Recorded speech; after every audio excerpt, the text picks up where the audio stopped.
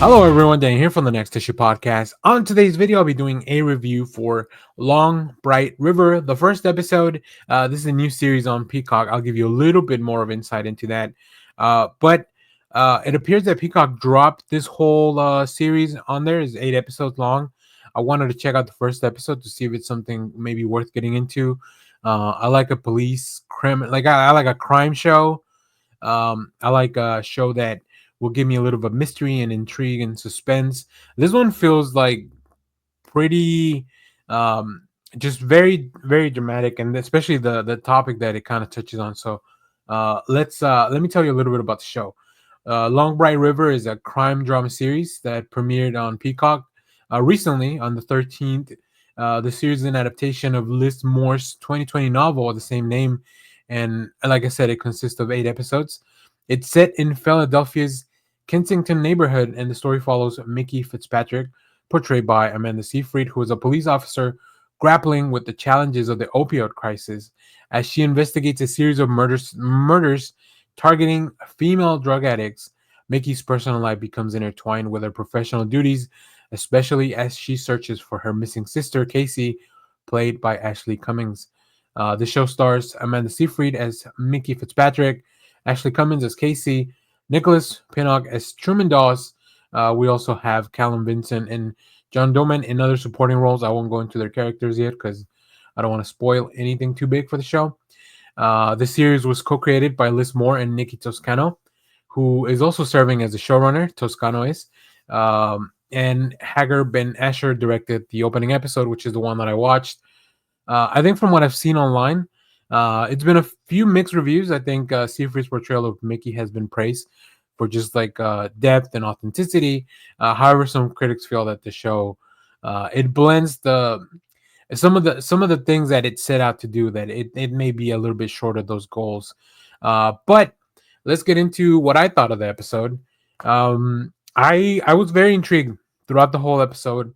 I think I really like the evolution of the career of Amanda Seyfried. Like she's really kind of dove into these roles that are, like for the most part, I know her a lot from Mean Girls. I think that's probably the biggest role that I know her from, right? So like all this time later, like just seeing her career evolve. She was in that show about Elizabeth Holmes as well, which I thought she was great. She really embodied that character, and I feel like she's doing the same here. Like she really is going all in. I think like I said, the themes of the show are very serious and very dark. Um, Especially dealing with the opioid crisis, right? And people that are in that are addicts or that are in trouble, or even being kidnapped, and these killings, and a lot of those people usually are just forgotten by society. So I think that's what the show is trying to explore. Now, just based on this first episode, they're setting up a solid foundation. So I recommend, if you haven't seen the show and you're looking for something new, check it out. The episodes are about an hour long usually, especially if you have the if you're watching with ads, it'll be about an hour. Although I think the first episode was uninterrupted by ads after I got through the few ads in the beginning. So I don't know if they'll do that for the rest of the series. When I was watching Day of the Jackal, they had ads in between the episodes, but maybe for the premiere they want to leave it unencumbered. So yeah, I enjoyed it. I think there's some really good supporting roles. I think there's still.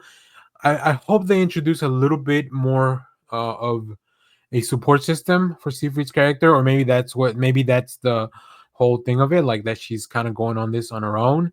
Um, but yeah, other than that, I just feel like I want to see a little bit more of this world. I want to learn more about her motivations and her relationship with her sister. So hopefully that can be explored as well. All the meanwhile, still highlighting the problem that this crisis is really like it's a real life crisis that is being used in this series. So uh, yeah, I enjoyed it. I'm gonna keep watching it. I'll try to do a follow video whether I finish the if I finish the season, I'll just do a full review of the season. If I don't finish the season for whatever reason, then I'll just make a video talking about the things that led me to not continue to watch the show.